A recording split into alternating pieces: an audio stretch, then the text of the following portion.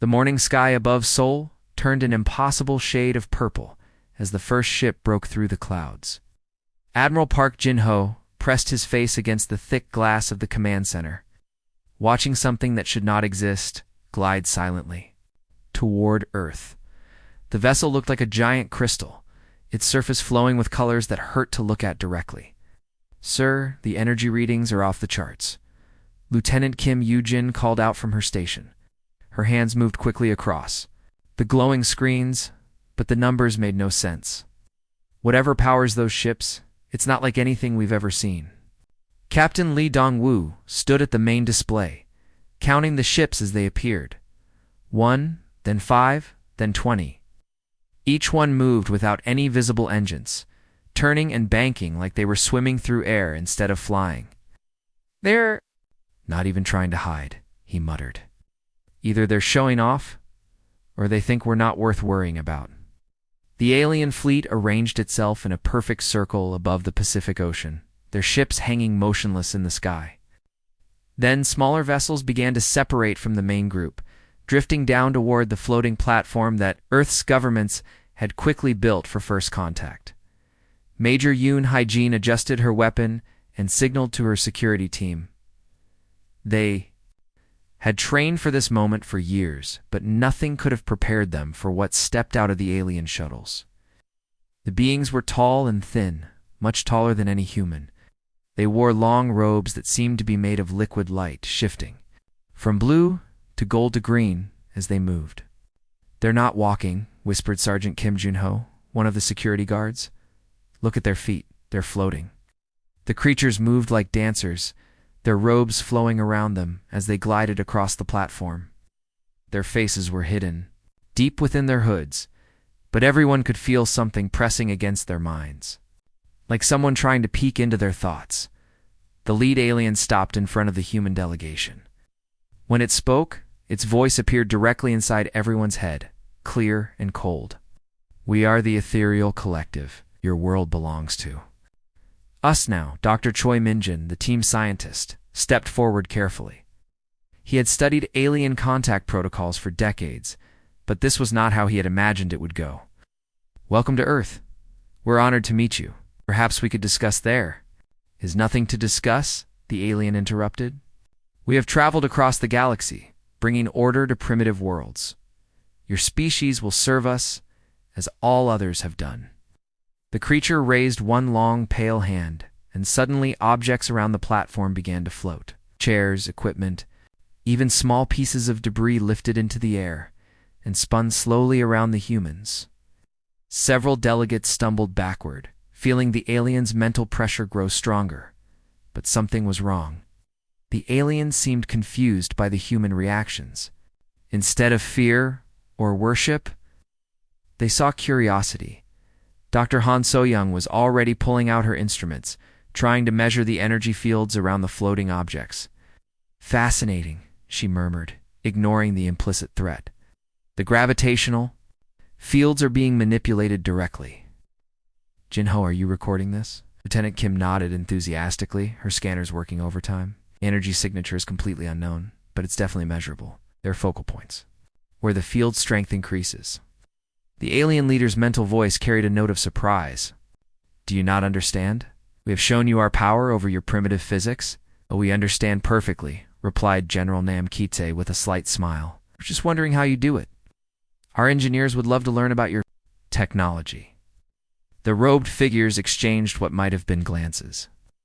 This was not the reaction they had received from the other 800 worlds they had conquered. Fear, submission, worship, these were the normal responses. It's not scientific curiosity. "You will submit," the alien leader said, its mental voice growing harder, "or you will be destroyed." Major Yoon stepped forward, her hand resting on her weapon. "Is that a threat?" "It is a promise," the creature replied. "We have destroyed countless species who resisted our rule. Your primitive weapons cannot harm us." Dr. Choi cleared his throat politely. "Before we get to any destroying, could you tell us more about your technology? The gravity manipulation is remarkable. Do you use some kind of field generator, or is it purely mental?" The alien leader fell silent for a long moment. Finally, it spoke again.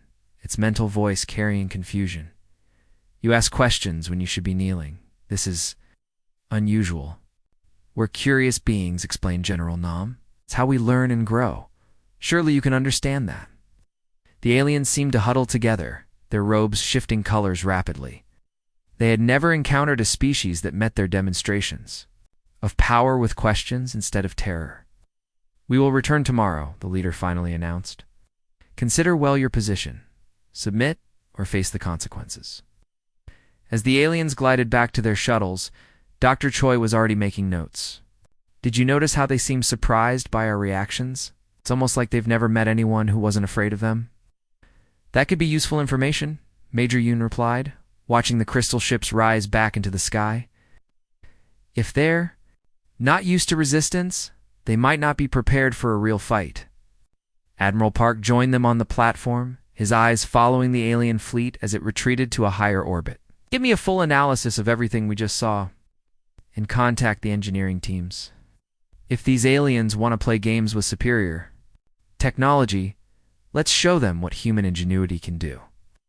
The meeting room felt tense as the alien delegation returned the next morning. The creature that called itself Veil Speaker Morthane floated into the chamber, its robes shifting from deep blue to silver as it moved. General Nam Kita sat across from it at the large table, trying to appear calm, despite the strange pressure he felt against his mind. Your thoughts are very strange, Morthane said, its voice appearing directly in everyone's head. And when we touch the minds of other species, they become quiet and obedient. But you humans just seem more curious. Engineer Jong Hae-won sat in the corner with her tablet, recording everything. She had been studying the aliens' energy patterns all night, and the readings were unlike anything in human science. The creatures seemed to create invisible fields that could affect how people thought and felt, but somehow humans were not as affected as they should be. Maybe you could explain what you want from us, asked Dr. Kim Tae-hoon, the team's expert on how minds work. We like to understand things before we make decisions. What does serving your greater purpose mean exactly? The aliens' robes shimmered in a way that might have been laughter. You talk as if you have a choice. You do not. Watch our power and understand. What happened next was meant to terrify the humans into submission. Every object in the room began to rise into the air. Coffee cups, papers, chairs, even the heavy table started floating and spinning slowly around the room. Several human delegates felt a soft pressure against their thoughts, like someone trying to read their minds. The aliens waited for screams, for people to fall to their knees in fear. Instead, they got something completely different. Amazing, Dr. Choi whispered, pulling out a small scanner from his pocket. The gravitational fields around those objects are being changed directly. Yujin, are you seeing this on your equipment? Lieutenant Kim Yujin was already working at her portable station, her eyes wide with excitement. The energy readings are incredible. You can see focal points where the field strength gets much stronger. It's like they're creating gravity wells in specific spots. Dr. Han So-young was taking pictures with her phone, trying to capture the floating objects from different angles. The rotation patterns are perfectly controlled. There's no wobbling or random movement. How are they maintaining such precise control? Engineer Jang looked up from her tablet, her face bright with curiosity. The neural interface component is fascinating too. They're somehow broadcasting directly to our brains, but human brain chemistry seems to resist the control aspects. We feel the pressure, but maintain our independence. Morthane's mental voice carried clear confusion. Do you not understand what you are seeing? You control the very forces that hold your world together. Can read your thoughts and bend your will to ours. Oh, we understand perfectly, General Nam replied with a small smile. We're just trying to figure out how you do it. Our scientists have been dreaming about gravity manipulation for decades. This is incredible technology. The other aliens and the delegation seemed to be talking among themselves, though no sound came from their hidden mouths. Their robes were shifting colors rapidly, cycling through reds and purples in what might have been agitation. Could you show us how the mental connection works? Asked Dr. Kim Tae-hoon, leaning forward eagerly. I specialize in studying how brains function, and this direct thought transmission is remarkable.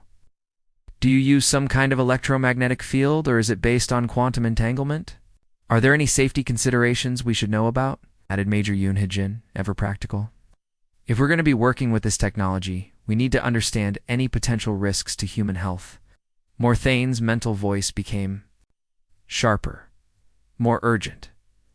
You should be afraid. We have conquered hundreds of worlds with these abilities.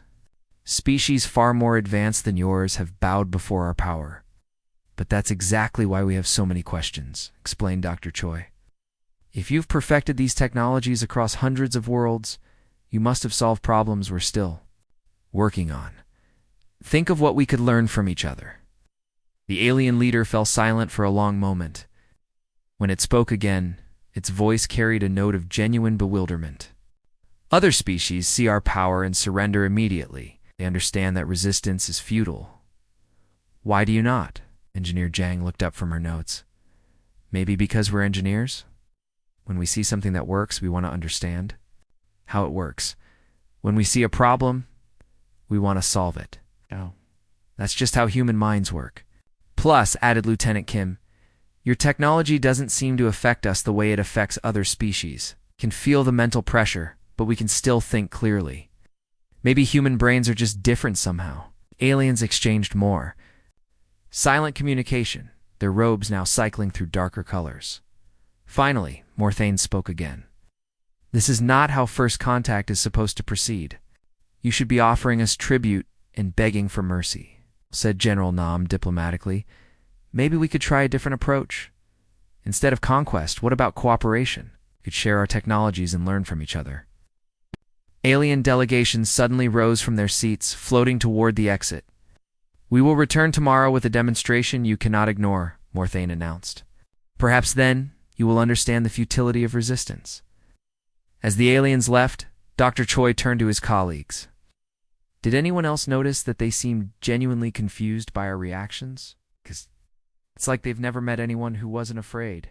Of them, that might be their weakness, Major Yoon observed quietly. If they're not used to dealing with resistance, they might not be prepared for a real fight. 3 days had passed since the strange meeting, and the aliens were clearly getting impatient. Major Yoon Hee-jin stood in the command center watching. The large screen that showed space around Earth, the alien ships were moving. And they were not heading toward the meeting platform this time. They're going straight for Luna Base, reported Captain Lee Dong-woo, his voice tight with worry. Our moon research station, not answering any of our radio calls. Admiral Park Jin-ho felt his stomach drop. Luna Base was home to over 300 people, including some of the best military engineers and scientists on Earth. It was also where humanity kept its most secret weapons projects.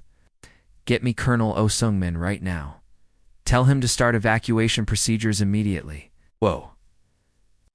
Communication link crackled to life, and Colonel Oh's calm voice filled the room. Sir, I understand your concern, but we've been working around the clock since the first contact. My team has some ideas about how to fight these aliens. We'd like permission to test our theories. Colonel, this is not the time for experiments, Admiral Park said firmly. We're talking about 300 lives here. With respect, sir, if we run now, we'll just be running forever. These aliens think they're unbeatable. Maybe it's time to show them they're wrong, before Admiral Park could respond. The alien ships reached Luna Base. The attack began exactly as the aliens had planned. A wave of invisible energy swept over the human facility, the same kind of mental pressure they had used to conquer hundreds of other worlds. Inside Luna Base, the human defenders should have collapsed immediately. Their minds should have been overwhelmed, their bodies frozen with fear. Instead, something completely unexpected happened. Sergeant Park. Myung was sealed inside her Mark 7 powered armor suit when the alien attack hit. She felt the mental pressure like a bad headache, but her suit's systems kept working perfectly. All units, this is Sergeant Park. The alien mind attack is not working. Repeat, we are still functional. The powered armor suits had been designed to protect soldiers from radiation, chemical weapons, and electromagnetic pulses. The engineers had never thought about alien mental attacks, but the thick metal shell and electronic shielding that protected against other threats worked just as well against psychic energy. Contact front. Sergeant Park called out as the first alien ships landed near the base. "I can see them through my scope. They're wearing those flowing robes, and they're floating toward us." The aliens had expected to find helpless humans lying on the ground, their minds broken by the psychic assault. Instead, they found armored figures moving with purpose, weapons ready. The first energy blast from an alien weapon hit Sergeant Park's armor and scattered harmlessly across the surface. "Their weapons are not working either," she reported, raising her rifle. "The electromagnetic shielding is blocking everything there, throwing at us." The alien energy weapons were designed to disrupt neural activity and overload organic nervous systems. They had been perfect for fighting biological enemies on hundreds of worlds. But against humans sealed inside metal suits with electronic shielding, they were almost useless. Meanwhile, the human weapons were terrifyingly effective. Sergeant Park's rifle fired simple metal bullets at high speed. No fancy energy, no complex technology, just pieces of metal moving very fast. When they hit the alien ships, the beautiful crystalline hulls cracked and shattered. "Target down," reported Corporal Kim Jun-ho from his position. "Our ships are pretty, but they're not built for real fighting." It's like they've never fought anyone who could shoot back. The aliens had grown used to easy victories. Their elegant ships were designed to look impressive and carry powerful psychic warriors, not to survive actual combat. The human weapons, crude and simple by comparison, punched through their defenses like they were made of glass. "Sir, this is incredible," Lieutenant Kim Yujin called from the command center back on Earth. "Our people on Luna Base are winning. The alien technology is useless against our powered armor." Admiral Park watched the battle through the video feeds, hardly believing what he was seeing. Human soldiers in bulky armor suits were chasing down elegant alien warriors, their simple weapons destroying ships that had seemed invincible just days before. The turning point came when Sergeant Park managed to corner one of the alien leaders. The creature raised its hands, trying to use its mental powers to stop her. But the armor's shielding protected her completely. She felt nothing but a slight tingling sensation. "Surrender," she said, through her suit's external speakers. "Your weapons don't work on us, and ours work just fine on you." The alien's mental voice was filled with shock and confusion. "This is impossible. No species has ever resisted our power so completely." "Well, you never fought humans before," Sergeant Park replied. "We're pretty good at building things that protect us from stuff that wants to hurt us." The battle lasted exactly 47 minutes. When it ended, the surviving alien ships were retreating back toward their main fleet, leaving behind several damaged vessels and a completely bewildered leadership. Colonel O's voice came over the communication link, sounding satisfied.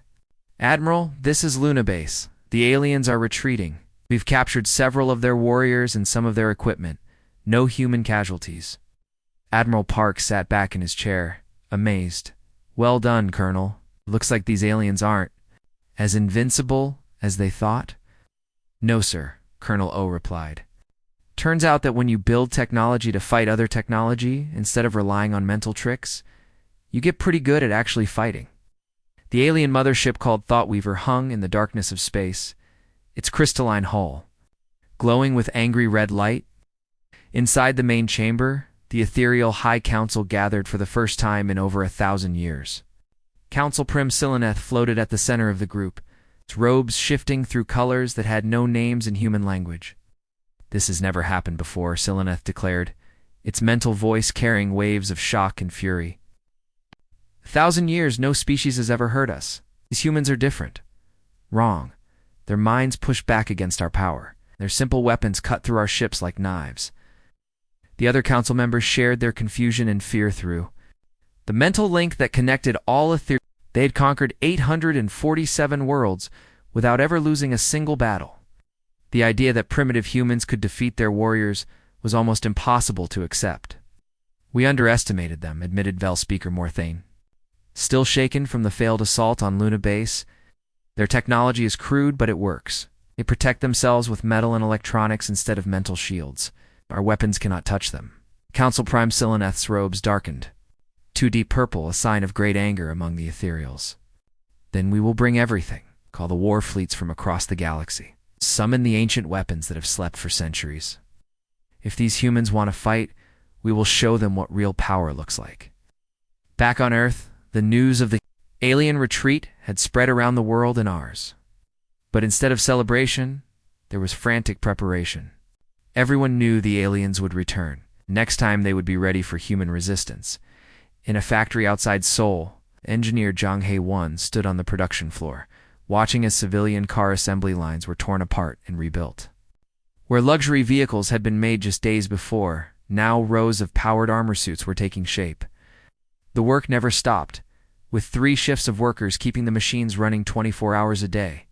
"How many suits can we make in a week?" asked General Nam Kite, who had come to inspect the operation. "At this rate, about 500 per day," Jang replied, wiping sweat from her forehead. "We're converting every factory we can find. Gar. Plants, appliance manufacturers, even toy factories. If it has an assembly line, we're turning it into armor production." The beauty of human manufacturing was its flexibility. Unlike the aliens, who seemed to build everything the same way they had for thousands of years, humans could adapt quickly. Engineers worked without sleep, redesigning equipment and finding new ways to make things faster and cheaper. "The electromagnetic shielding is the key," Jang explained to her exhausted team during a brief break. "We don't need to understand exactly how their mind control works. We just need to block it. More metal, more shielding, more protection." Around the world, similar scenes were playing out. In Detroit, tank factories switched to making armored vehicles. In Tokyo, electronics companies started mass-producing the communication systems that would keep human forces coordinated. In London, weapons manufacturers worked around the clock to produce the simple, effective guns that had proven so deadly against alien ships. General Nam spent his days traveling between military bases, preparing for the war that was coming. At an emergency meeting of world leaders, he laid out the situation clearly. They'll be back. He warned the assembled presidents and prime ministers. And next time, they'll bring everything they have. The preparations were not just military. Entire cities were being evacuated from likely target areas. Underground bunkers were stocked with food and medical supplies. Communication networks were hardened against possible alien attacks. Humanity was preparing for the first real interplanetary war in its history. 2 weeks later, the aliens returned. But this time, they brought a fleet that darkened the sky. Over 200 ships of various sizes filled Earth's orbit, some so large they cast shadows on the planet below. The vessels carried warriors from 17 different alien species. It's all part of the ethereal collective. Lieutenant Kim Yujin stared at her instruments in amazement. "Sir, the energy readings are off the charts. Some of these ships are massive.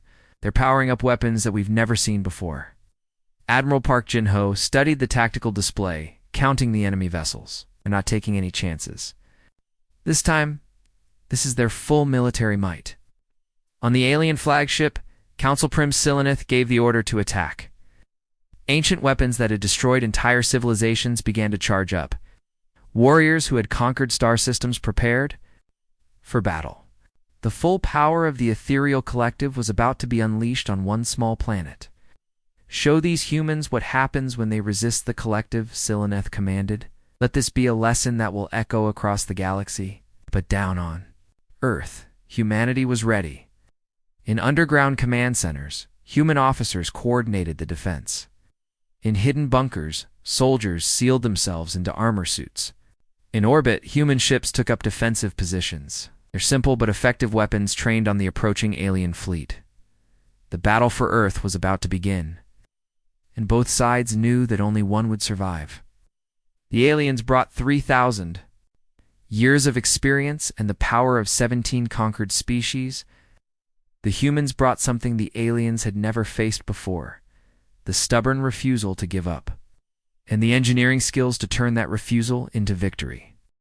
The war that would determine the fate of both species is about to start. The great battle lasted 3 days and left both fleets battered and exhausted. Human ships floated in space with their armor cracked and weapons overheated. Alien vessels drifted nearby with their beautiful crystal hulls shattered and their elegant systems failing. Neither side had won a complete victory, but both had learned something important about the other. On the third day, something unprecedented happened. The alien flagship sent a message to Admiral Park Jin-ho's command ship, but this time it was not a demand for surrender. It was a request for a ceasefire. "We wish to talk," came the mental voice of Veil Speaker Morthane, weaker now than it had been before the battle. "We have underestimated your species." Admiral Park sat in his damaged command center, looking at the tactical display that showed the positions of both fleets.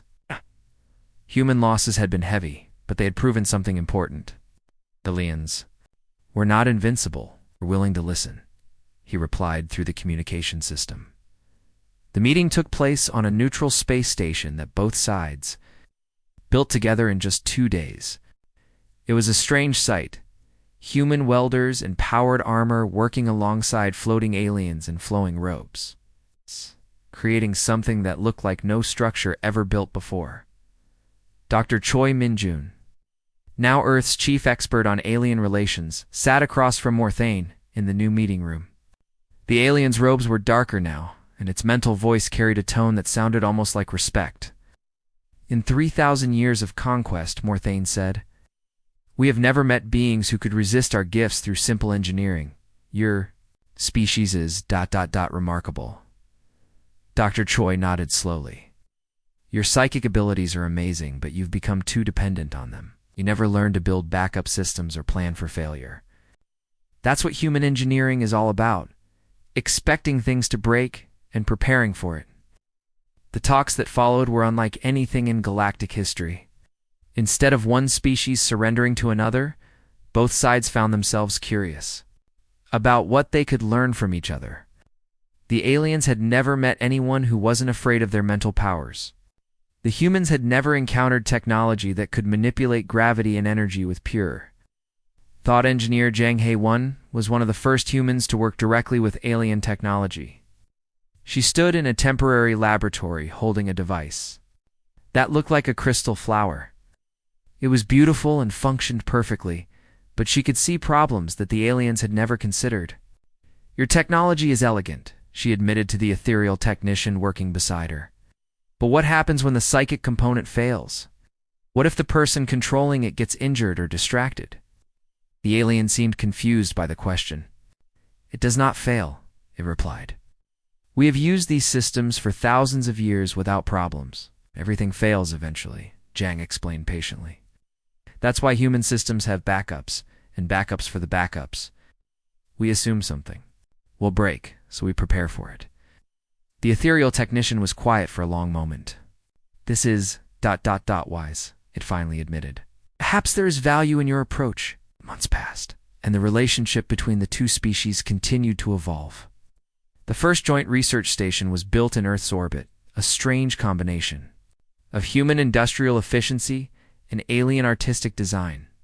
The human sections were practical and sturdy, built to last and easy to repair. The alien sections were beautiful and flowing, designed to work in harmony with psychic energy. Colonel Oh Seung-min, now serving as the station's military coordinator, often walked through the corridors watching humans and aliens work together. It was an odd sight, armored human engineers working alongside robed ethereals, combining technologies that had developed in completely different ways.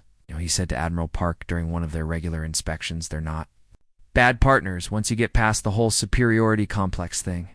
Admiral Park smiled, watching through a window as Sergeant Park Myung, still wearing her bulky armor, helped an ethereal scientist adjust a new type of shield generator. The device combined alien psychic energy with human electromagnetic fields, creating protection that was stronger than either technology could achieve alone. "Turns out the universe is big enough for both robes and powered armor," the Admiral observed. In the research section, Dr. Kim Tae-hoon was finishing his official report on the first contact with alien life. His final conclusions were simple but profound. Humanity's greatest strength was not our technology, but our refusal to accept that any problem couldn't be solved. We don't give up, and we don't accept limitations. The ethereals learned that. Being elegant and powerful isn't enough if you can't adapt to new challenges. He paused, then added, "Together, We're building something that neither species could have created alone. Human stubbornness combined with ethereal knowledge is producing technologies that will change both our civilizations forever. The last Entry in the station's daily log was written by Lieutenant Kim Yujin. Human engineering plus ethereal knowledge equals unlimited potential. The galaxy will never be the same. Outside the station, both human and alien ships patrolled together, their crews learning from each other. The war that had started with misunderstanding and fear had ended with something no one had expected, a partnership that would transform both species and their understanding of what was possible in the universe. The age of cooperation had begun.